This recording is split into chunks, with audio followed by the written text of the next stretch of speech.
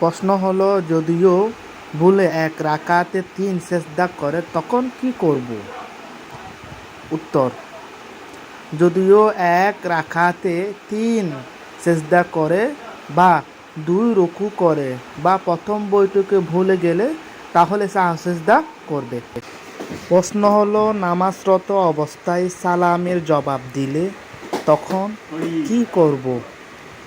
উত্তর, নামাজরত অবস্থায় মুখে সালামের জবাব দিলে নামাজ ভেঙে যাবে। প্রশ্ন হলো, নামাজরত অবস্থায় হাত বা মাথা ইশারা করলে তখন কি করব?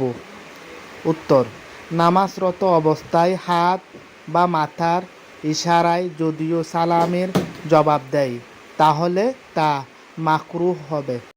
প্রশ্ন হলো, নামাজরত অবস্থায় নাক দিয়ে পানি বের হলে তখন কি করব?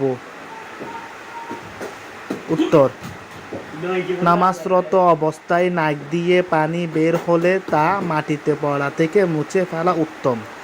আর যদি মসজিদে হয় তাহলে মুছে ফেলা আবশ্যক, যেন মসজিদে পতিত না হয়।